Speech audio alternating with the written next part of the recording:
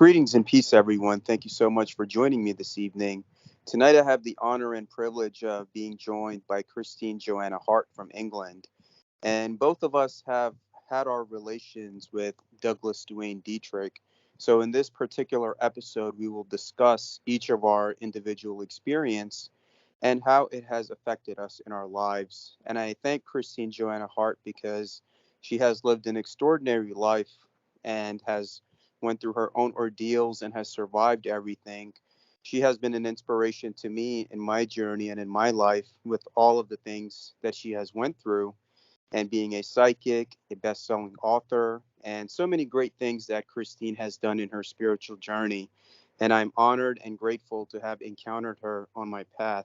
So without any further ado, welcome and greetings to Christine. Hi there, Salman. Thank you for having me on your show. Thank you, Christine, so much. And first, tell us about like who you are for those that don't know you. Yeah, I grew up in a children's home, a Catholic children's home, and I was adopted age 4 by some people linked to the Catholic Church. They were both first cousins. My father had a sister who was a nun at the Daughters of St. Paul in Langley, and she was very close to the Pope. And they adopted me, and he proceeded to sexually abuse me constantly from age 4. She was sexually jealous, and so beat me, and I had adoptive brother there as well who joined in. And so it was like living with monsters. It was really destructive. And during that time, they took me back. We used to have once a year parties at the Crusader Rescue in London. We used to go back, and the other kids that hadn't been adopted was still there and, clinging on to my parents. And we were reminded that that was where we were from. I didn't have any closeness with my brother. And then when I reached puberty, they put me back into care again. And I ran away from home because it got too much. And then a Hmm. social worker got involved. I think my father was scared that they would suss out what had gone on. So they said, oh, it's better, we put her into care. So I was expecting to go home after staying away, 2 nights, but they put me in care. So I went back into a children's home. I became a private investigator, recruited out of the kids' home, was doing that Hmm. for some time, and I worked for ex-MI6 agencies, just going undercover, stuff like that.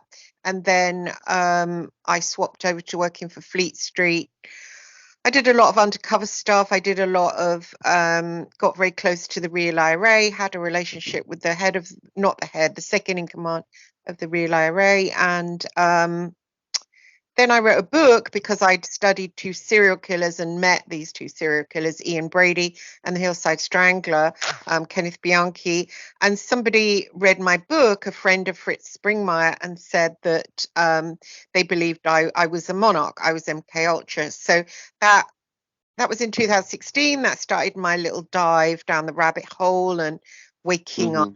you'd call it. And then this woman, she was called Anna Hart. She had a Facebook group called Overcomers Ministry, and she said, "Oh, I'm going to put you in the group."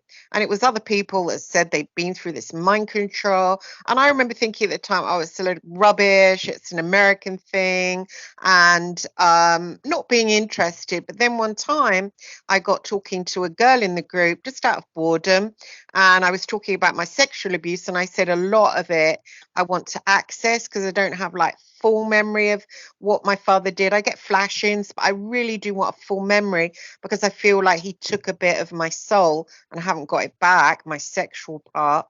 And Yes. yeah, and so she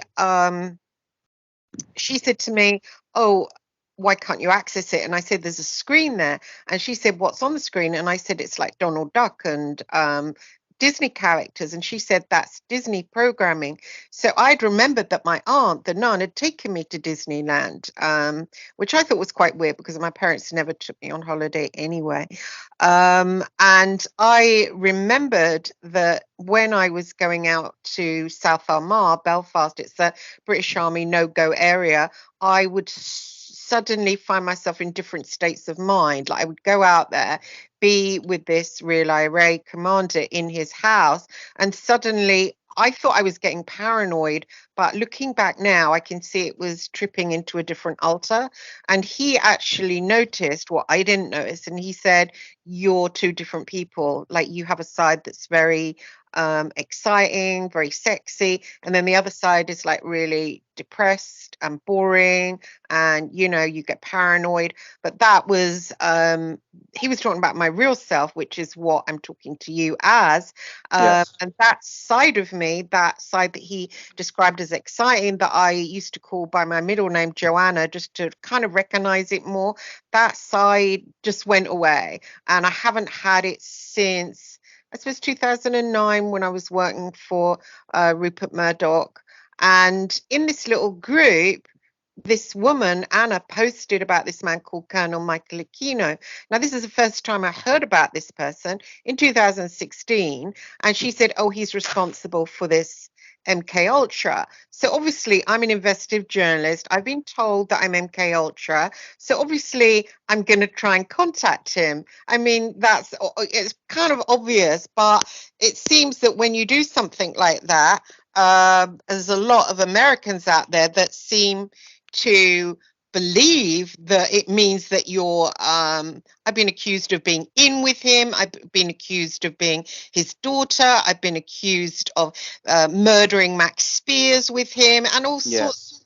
Yes. Yeah, and it's so fucking annoying. It's especially as it's by looky-loos. By looky-loos, I mean people that haven't been in these programs, they haven't been sexually abused as kids, they're not connected to it, and yet they just throw shit at you. And Mm-hmm. anyway, I had contacted this man and I'd said, you know, I grew up in the Crusade of Rescue in London. And did you ever go to London?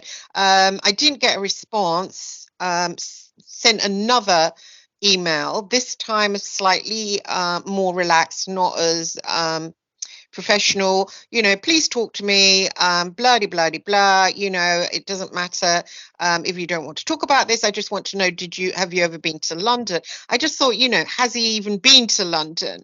And next thing, I had this weird, I was going off to sleep and I had this white rabbit in front of me as I was sleeping, like in my mind's eye, but it was really, really clear. And I didn't like it. I don't really like rabbits. And I could see its pink little nose. And I got up, splashed my face with water, went back to sleep, closed my eyes, and it was there again. And suddenly it kind of shot off really, really fast. And then I remember a part of me, not all of me, seemed to like sit up and then follow it like out of my body. And it went horizontally really fast. And then suddenly the rabbit just kind of went downwards vertical, and then I kind of followed it downwards, and then I hit on the bottom, and he was at the bottom, this Aquino guy. I recognize him from the picture that Anna had posted, and he said to me, what are you interested in me for? And I said, well, I'm inquiring after this monarch thing, whatever it is. And he said, no, I mean, what do you want out of life? And I said, well, I suppose love. And he took me down this kind of long corridor. And then at the end of the corridor was the kind, seemed like the universe. And he proceeded to show me something which I now know is a Merkaba. And he said, climb inside that and you can go into anyone's consciousness throughout time, like anyone, like Henry VIII or just, you know, queens, kings, anybody you want. And I looked at him and I said, but that doesn't seem to me to be right. And he said, what do you mean? And I said, what about Jesus? And I don't know why I said that, but it just seemed natural. And as soon as I said Jesus, I found myself like flop back on the bed. And I was quite scared, nervous. I told a friend of mine on Facebook, and he said, oh, that is him giving you an interview. That's him communicating with you. He's an occultist. And I said, wow, that is so freaky. So I sent him another email and I told him, I said, was I actually experiencing you? I told him the whole thing. And he sent back another email and sent a link to that white Jefferson Starship song about the White Rabbit, the Alice in Wonderland song, and he said, Right. I'm gonna have to get what's her name, somebody slick to change the lyrics to include our little adventure. And I thought, well, that's really like freaky. So I became interested in him, although he didn't respond to my email replying to that. After he responded to me, he didn't respond to the next one. And then I had a really weird experience. I think there was a break, a few days, and then next thing I found myself, when I was trying to get to sleep, being pulled out of my body by my feet and taken to a room. And in the room, he was there, his wife was there, and there were a few other people, and he started tasering me. And he said, "Who are you? Why are you questioning me?" And there was just this taser, and I tried to get out of the room, but I couldn't. And every night for about a week, I had this experience. So I wasn't going, it's like he wouldn't let me go to sleep. So whenever I was closing my eyes, I was finding myself in that room, and I was literally shitting. I was literally terrified. And I went to Lorien Fenton, who I'd heard about, somebody told me about her. And I said, I'm really scared. What shall I do? And on the last time he took me in the room, there were like these little grey ET, which is weird. And he was there, but they were there as well. And she said to me, "Oh, it's an abduction." And she said, "Some people get that all the time." And I said, "Is it going to stop?" And she said, "Well, it might not. And apparently it's called something called the slots, which is where they take you somewhere again and again." And I was pretty scared. So I was researching Aquino, because I hadn't done much research. And that was when I encountered Douglas, I think, who said he'd work with him, blah, blah, blah. So I went on his little radio show with Revolution Radio, talked to him about it. He said he knew Aquino, and he said, "Oh, I'm definitely a monarch." He said me visiting the serial killers wasn't organic, which it felt like a relief, because I'd always felt like me going to see these serial killers wasn't actually coming from me. He didn't really give a good explanation as to why I might be controlled to go and see them. But I did feel that when I was with them, both of them, that I was trying to investigate them, that I was trying to find out who it was that did the murders, who they were influenced by. And one of them, the second one, Bianchi, I managed to touch him when I was sitting with him, and I got a vision of the blues, little blue aliens. And I remember thinking, "Oh, that's who's done it, the blues." So there's some kind of ET thing involved with the serial killers. I don't know what, but the Real IRA stuff, one of them ended up in prison. So I don't know if I was out there, gathering stuff on him. That makes me feel quite freaked out, because they're still out there. I don't want to have been somebody who spied on them and put one of them in prison. But Douglas was quite incisive, so I was chatting away to him for quite a while. He got me the radio show on Revolution Radio. He said, "I think it's best if you talk about yourself." I don't think, I'm not sure whether it was a good idea or not, but when I became friends with Max Spears, he came on the show. And then when he died, there was a whole lot of bullshit about mostly Americans, I have to say. They were, and I do like Americans, but the ones in the truth community can be like a bit, spaced out. They started, Definitely. I agree with you. yeah, they started saying, "Oh, you killed him. Oh, did you control?" There was one guy, oh my God, he went on a radio show with Randy Moons, and he started going, Christine Hart, yeah, Christine, get your friend Aquino, you fucking bitch." And it was like, what the I couldn't believe it. I'd never been accused of murder. I'm quite sedate, middle-aged English woman. We don't do that kind of thing here. We don't go around threatening people. We don't go around doing it. And I was just being accused of all this bullshit. Like I was a gangster. And then Randy Moon said to me, "Oh, what's your relationship with Douglas Dietrich then?" And, I didn't actually have one, but I was very drawn to Douglas. And I did, he often rung me. He used to Skype me. I came on his show. And then Laura Lee Solomon was doing the producing my radio show. And then one Mm-hmm. time Douglas was supposed to, and he was quite friendly with me. He sent me flowers and chocolates on my birthday. I did look on him as a friend. I was even attracted to him. And he said he was going to come on my show to talk about Japan. And at that point, I know he's been very anti-American, and I was getting loads and loads of Facebook subscribers, and it was rising. And I thought, well, hang on, these are mostly Americans. I don't want you to come on my show and talk anti-American talk, which he does.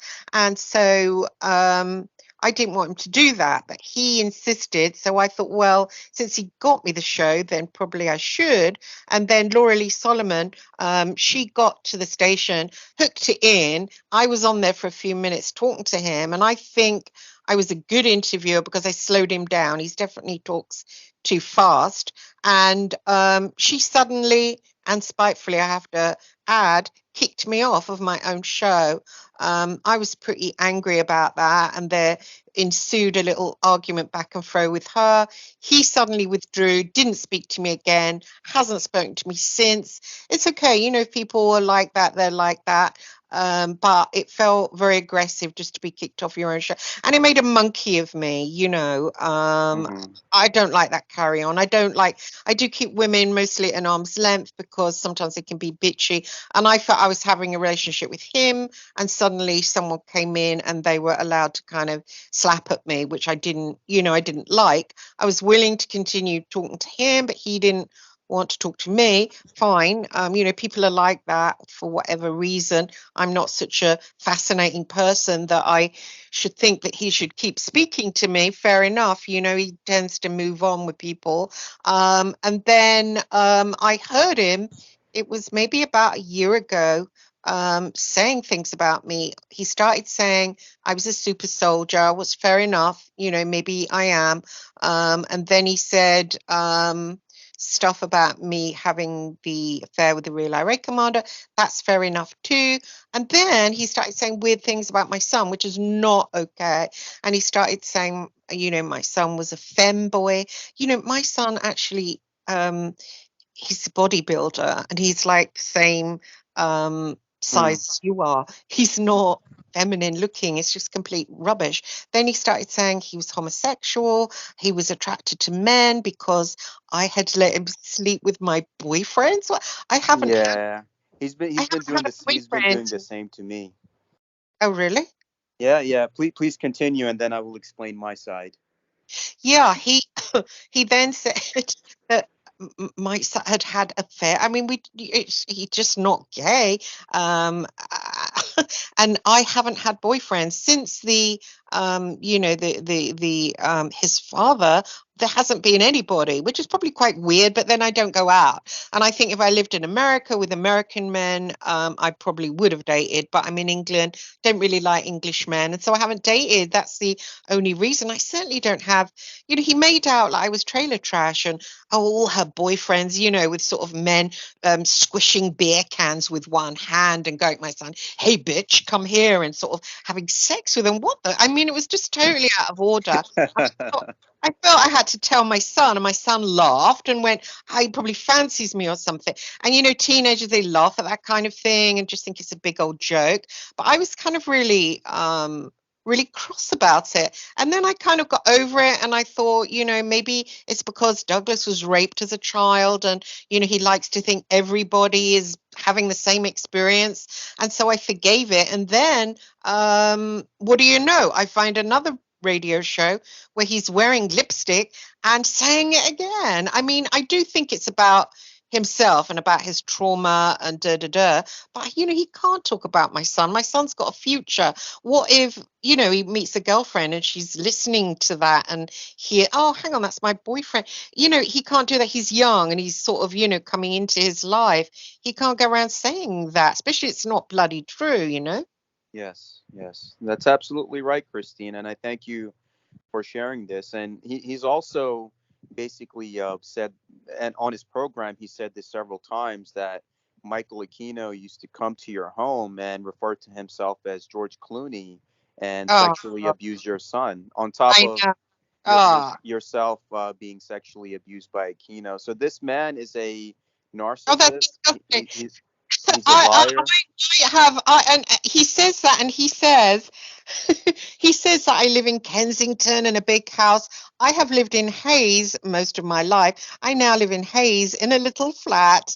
I pay for it myself. No man's ever supported me. That's an insult. And then the bit that, oh, some man knocks at the door, some famous American knocks at the door and then proceeds to have sex with my son, just doesn't actually happen in the real world. But you get people out there that suck up what he's saying, go, oh, really? And it's, Yeah. that's yeah, that's my son's life. And although my son laughed and said, "Oh, he's just some pedo into me," like that, I mean, I just thought, well, I don't find it so funny. He should watch his mouth talking about my child. I'll literally get on a plane and go up there and confront him about it. Little I, shit. I, I agree, Christine. And now I will explain how I encountered Douglas, which was in 2014, 2015. I was looking into different stories and I came across these Pakistani grooming gangs that were targeting white women in England. And myself, being of a Pakistani American origin, that's something that I did not like because I knew what these people were doing was criminal and they needed to be held liable for that. So I was Mm, looking at different stories in England about how there were these different Pakistani groups that were getting caught and arrested by the authorities. And then I found Douglas because Douglas was covering a story about that. And I got fascinated realizing that I don't see anybody else covering this besides Douglas. And, with the way he speaks, he has a silver tongue and the way he carries himself, he attracts people into his yeah. circle. Yeah. So I started listening to him and I started supporting him. So it was around 2017 when I started regularly donating to him. I was donating to him. At first, I started with $25 a month, then I started donating regularly $100 a month to him. Up until Mm, this point, recently, until I severed with him. I interviewed him several times on my YouTube channel, as they're still there. I went on his show several times, and then I realized, Christine, I did my own investigation because I come from a Sufi Islamic background, and in Sufism, we're taught to be intuitive, we're taught to be empathic, and to pick up if something is not, if it doesn't seem right to us. So I did an mm, investigation into Douglas Dietrich's character, and I found out that this person is not who he's claiming to be. A lot of his claims are false. I did a full investigation onto him, and then he just come and I told him that I'm sorry, I just cannot deal with you anymore. I wish you well, and I have to move on with my life. And then he mm. goes on this terrible tangent on his program that I'm an Islamic terrorist and Wow. I'm a Masonic terrorist because I have a Freemasonic background as well. Then he calls me a pedophile, a terrorist, and he says all of these things about me. And this is, Christine, this is dangerous. I'm only 30 years old. I'm like your son, like I Yeah. have a future Yeah. ahead of me. Yeah. Somebody Yeah. can listen to that, especially in Yeah. America where there's a lot of crazy people, and some crazy person can listen to that and bring danger Yeah. to myself and my family. Yeah. So Douglas has lied about me, about all these things which are not true, and Yeah. all of these dangerous claims that he's made. So I, in return, I exposed his character, and I also reported him to the authorities in California and to my local police as well. If God forbid there's any situation like that, they've been made aware of this individual in California who's been Mm, spreading lies about me and telling.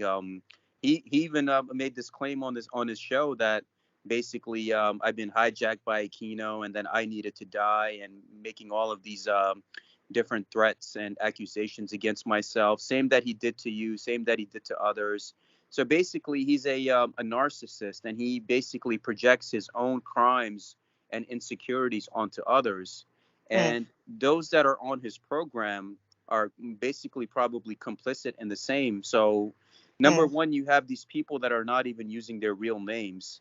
mm, Number two, you have these people that are accusing people of lies and dangerous accusations that could get somebody possibly hurt or killed, whether here mm, or in England.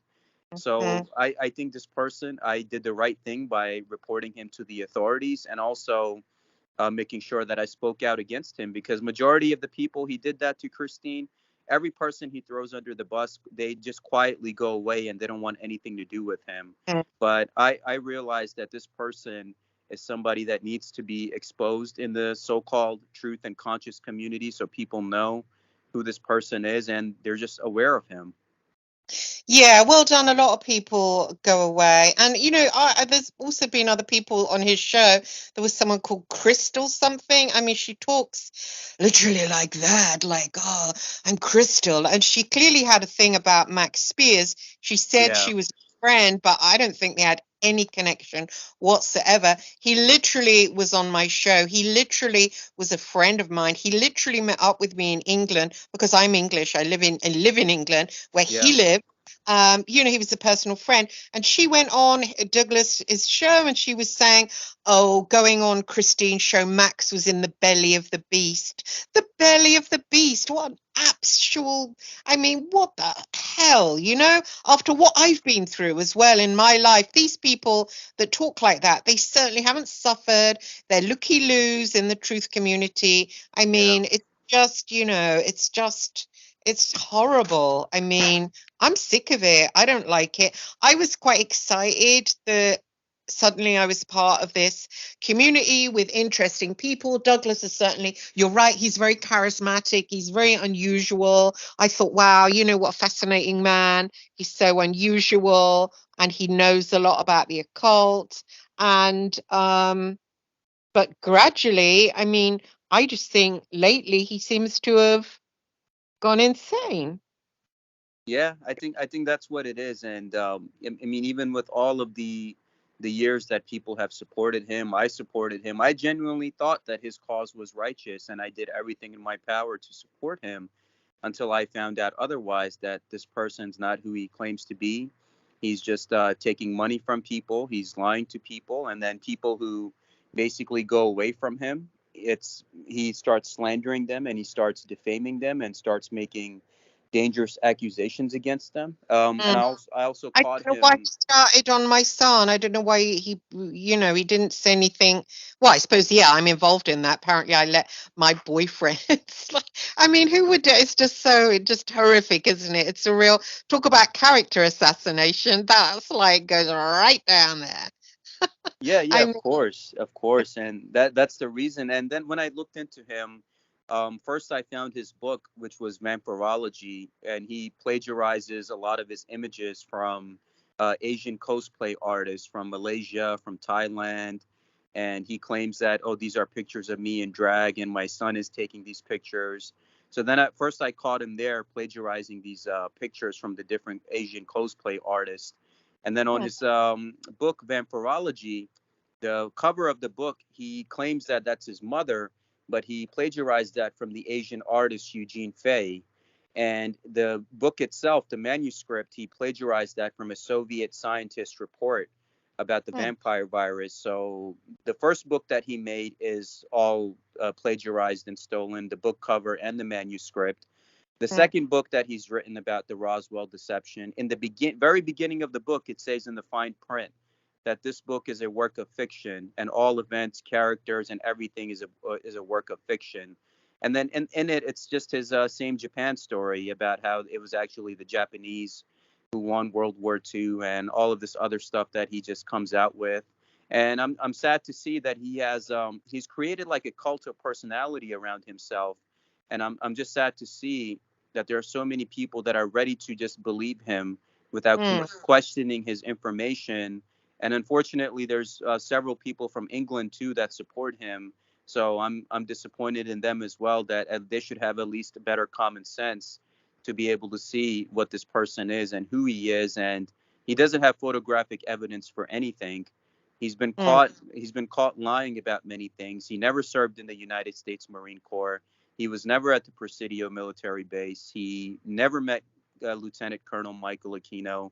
So all of his stuff is basically is it seems like he's trained. He for from my perspective, Christine, he seems like a government intelligence asset that was groomed and prepared for this role. Oh, really? That's what it seems like to me. Yeah, he's definitely got occultic powers. He definitely appeared to me astrally after he got to know me, appeared to me astrally quite a lot. On a few occasions, he changed into a giant spider, and I said to him, "Are you trying to scare me?" He's definitely got that ability to attack psychically. I'm not phased by that, so didn't Mm. bother me that much. And he also started trying to trigger me, sending me pictures of a girl holding a rabbit. Then he sent me some Black Butler stuff. You know the Black Butler stuff on YouTube. Yeah, Uh, yeah, he sent me a lot of that, and it's got a lot of MK Ultra imagery in it and sigils and that kind of stuff. He sent me on my birthday. He sent me a picture of Dorothy sleeping in the poppy fields. And I know, well, I think I definitely have a lot of Wizard of Oz imagery. He sent me that. What else did he? Actually, somebody warned me about him and said, "Why is he sending you that?" And I always saw the good side in Douglas. yeah, I even now to a certain point, I want to understand him and understand why, he's focusing on my son. Why is he seeing? Because he doesn't even like know him or who he is. I mean, as I was saying, he's got the same build as you. So he's got this fantasy of a really feminine kind of a that is somehow attracted to men. It's weird, isn't it? They're somehow attracted to men. My son's not attracted to men. He likes girls.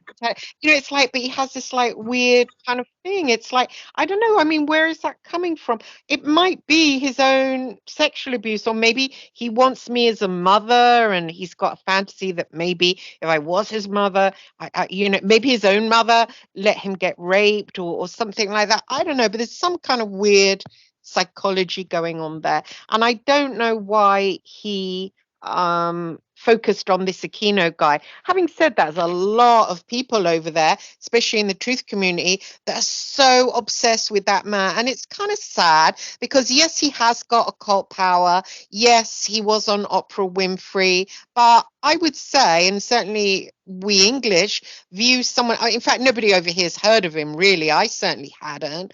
But he's viewed as like a nutter. He started a Church of Satan, the yeah. Temple. There, he's viewed as a nutter. So nobody over here starts going, "Oh, wow," But some of the Americans in the truth community, you'd think that they were talking about Lucifer himself, and it kind of made me think, like, grow the hell up. This is some guy got into the occult. He's got a bit of the astral thing. Well, obviously, he's been dealing with entities. I know some black magicians now. They can do the same thing. Oh, big deal. He can get together with his friends and put someone in astral detention. Big deal. He's dead now. He died of cancer. Move on. Talk about someone else. He keeps banging on about him as if he's like really powerful. He's not really. He was a joke. He probably was a kiddie fiddler. Move on. It's like Jimmy Savile. Move on. We don't need to talk about these people over and over and over again. It's depressing. But he enjoys talking about him over again. And I do feel that he never met him and didn't know him. And I don't think he's got a son either. That's another weird thing that's somehow materialized. Yeah, that's right, Christine, and you're absolutely dead on and spot on because I've also visited London in recently in 2021 and 2019, and there's a night and day difference between the logic of how American people operate and how Mm. the English people operate. And English people they operate from more of a logic and fact-based system. If something is there and it has validity to it, then they follow up upon it. With Americans, I mean, especially the truth community and with Douglas, their validation comes from Aquino, even though Aquino has probably met none of them. Mm. If it wasn't for Aquino, they probably would not exist because their validation, their existence, everything's comes from Aquino, and Well, really that's sad. the thing. Some guy, he's just some guy. I think he did have a knowledge of. I mean, I was gonna. It's another thing that Miles Johnson won, and another Douglas has said, "Oh, Miles Johnson is my handler." I never interact with Miles Johnson. He came on my radio show a few times. He also has conferences in in England. I don't go to them. I've never been to them. Now, loads of people here, Max, Spears, Sarah, James Casbolt, they've all been down there and they've all stayed over at his house, whatever. I've never mixed with him. So to say he's my handler, I mean, that's weird. And then Miles Johnson's himself, he said there was a guy called Taj. Taj and Sarah had a radio show on Revolution Radio, and they got that through me. Right. And so Taj one day said to me, I'm going to interview this Michael Aquino. And I said to him, well, shit, maybe I should have done that, since I'm the one that's had them on up programming and I'm the one that had interacted with him. And he said, well, I might do, I might not. And I said to him, well, hang on, give me his email. I'd lost it at that point, and I'll email him again and I'll ask to interview him. Anyway, sent the email, didn't get reply.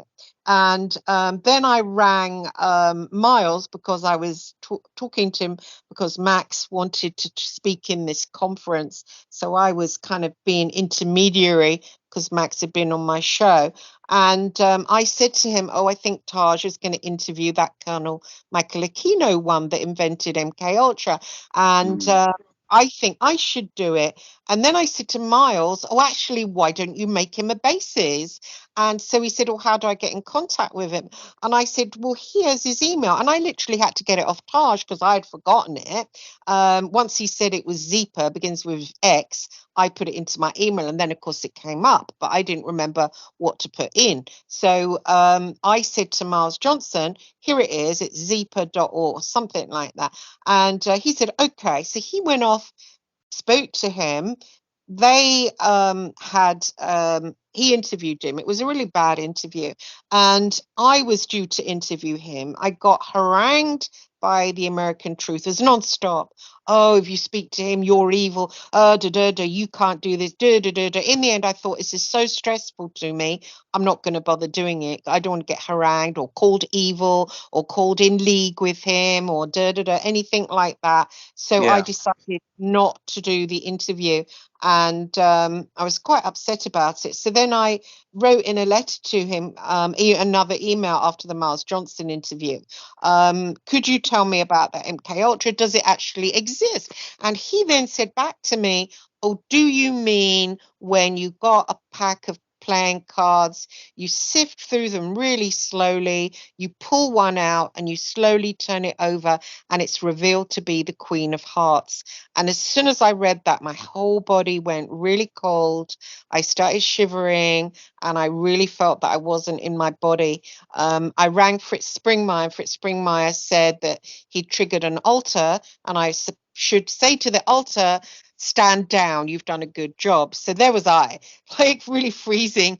I'm saying to myself, stand down, you've done a good job. And I eventually felt better, Mm. but it was probably good that I didn't actually speak to him, because I know people like that can connect up to you psychically and do all sorts. But to this day, Miles Johnson, whenever he can, whenever he gets the opportunity, says, Christine set me up with that interview with Colonel Michael Aquino, but she doesn't want me to tell anyone that. She gave me his home phone number. Now, that is just bold-faced lie. I have Yeah. never had his phone number.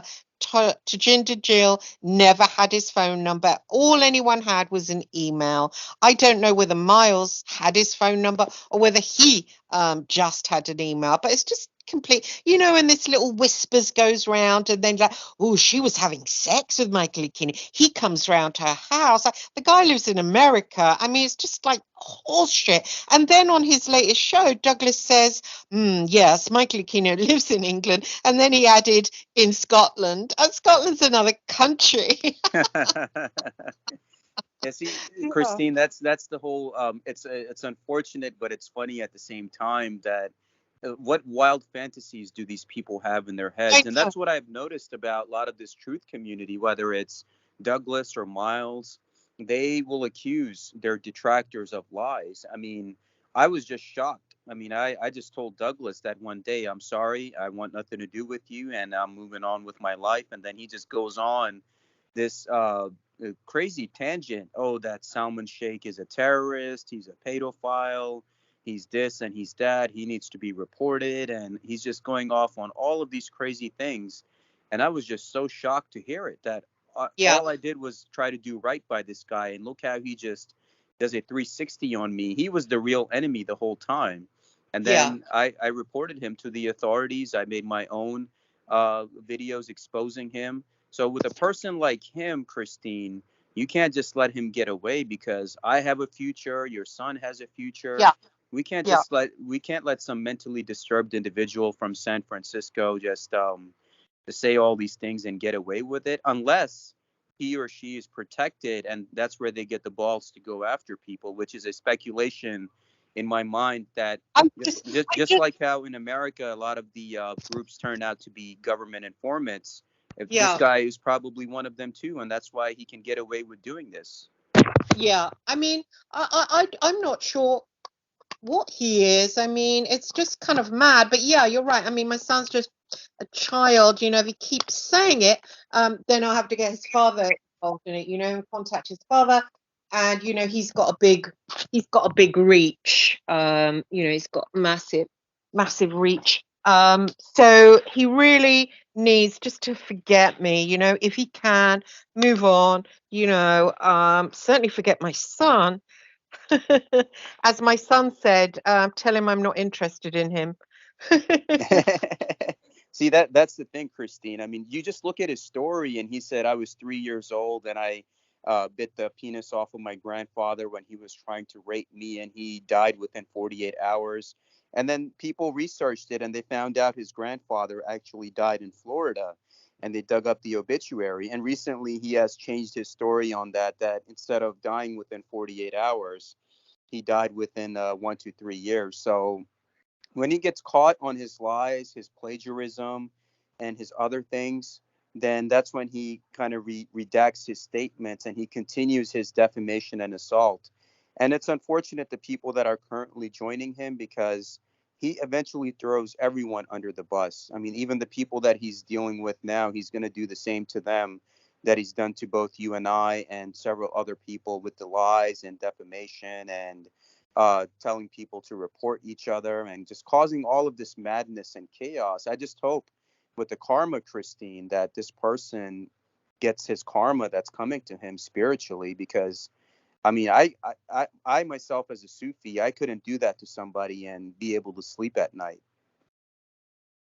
Yeah, yeah, So that's that's my basically perception of Douglas Duane Dietrich, that he himself, what he's projecting onto others, being dark occultist, he himself is a participant in all of that, and that's why he manipulates his followers, and he does that with a lot of his female followers as well. He love bombs them on the air, and he tries to gain their affection and tries to use them in other ways, and he's done that to a lot of his female followers as well, which goes to yeah. show me that if a person like that can get away with all of this stuff for so long, he's definitely got some kind of a backing that we are not aware of. And the people that are currently joining him, whether it's his co-author or other people who's, his co-author is not even using his real name anyway.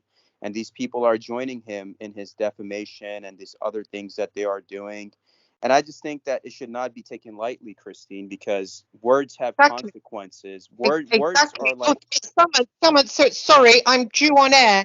I'm due on air right now. I'm late for going on. So I'm gonna have to love you and leave you. But thank you so much for having me on the show. I'm just late to jump on my show.